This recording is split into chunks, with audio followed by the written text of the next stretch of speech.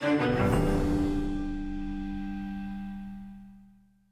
the era of the coronavirus, it's a difficult and a strange time for the world. And while we're learning how to manage and to get through this new set of circumstances, we don't want to neglect the children and the young folk that are in our lives who are also navigating this new way of life for the time being.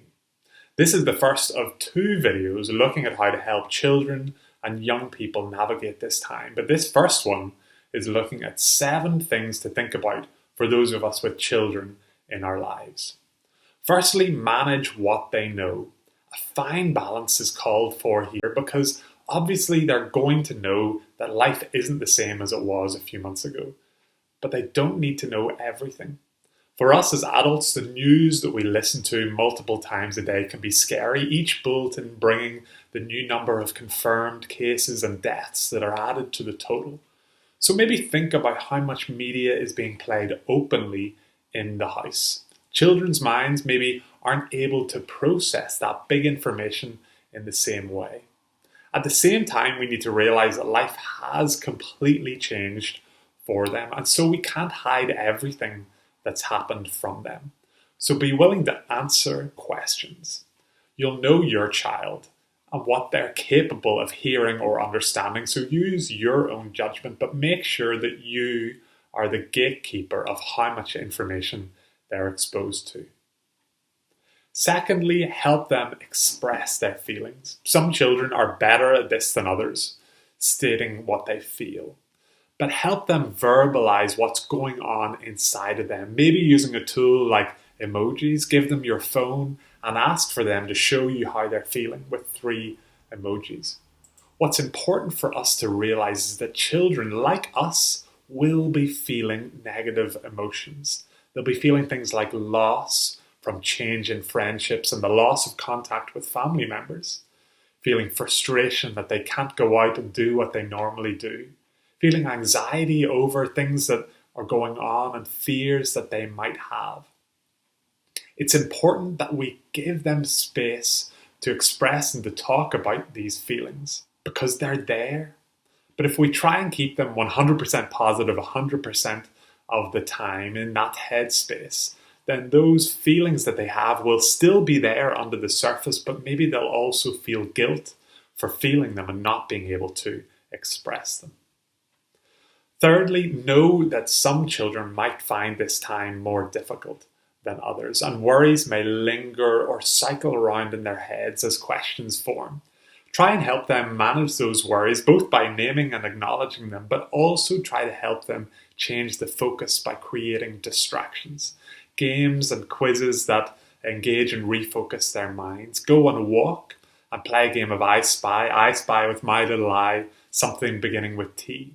Or a game called In My Granny's Basket, where you take it in turns to name things from the alphabet and add them to a list that's in Granny's basket. So in my Granny's basket is an apple. And then the next person says, in my Granny's basket is an apple and a bear. And then the third person says, in my Granny's basket is an apple, a bear, and a concert piano. The sillier the answer often, the better. Games like these can sound silly, but they can distract the mind and give children and also adults a chance to divert their minds from worries or concerns that they don't have control over right now. Fourthly, routine is so important for children who find safety in structure, especially during times of upheaval or uncertainty, even if they rebel against it. So try and establish a structure for the day, including work time if they have schoolwork to complete, playtime, meals, screen time, and outside or activity time. Try and stick to the routine as much as possible, but also have grace for yourself and know that you might not always meet it. But have it there to fall back on or into. You'll know what works best for routine for your family. Fifth, connection. Make sure that they have time to connect with people around them. It's going to feel like they have been completely shut off from the wider circles around them. Connection is so important for children and young people. Can you video call in with grandparents, uncles, aunties, or cousins? An Post are still delivering, so Can you send out letters or draw pictures to people? And also encourage or ask people to send things to your children. Sixth is the importance of moving their bodies. I love what Joe Wicks, the body coach in England, has been doing on his YouTube channel the last number of weeks. PE with Joe. Encouraging physical exercise at this time. So try and build in time of movement and time outside, if you have it and if you can socially distance while doing so, into your daily schedule. Movement is just good for us in general. It'll help to tire them out and make sure that when the time comes for sleep, actually they'll be ready for it. Because if we aren't tired and we don't sleep well, it can add to our anxiety or our stress levels. Finally, as you love and as you live with your children well, take care of yourself. The best way to help children and young people react and deal well with life in the midst of the coronavirus is actually by you modeling yourself living and dealing well with it too. Many of the points like structure, managing screen time, getting enough sleep, staying aware of how we're feeling are just as important for us as adults as they are for little ones.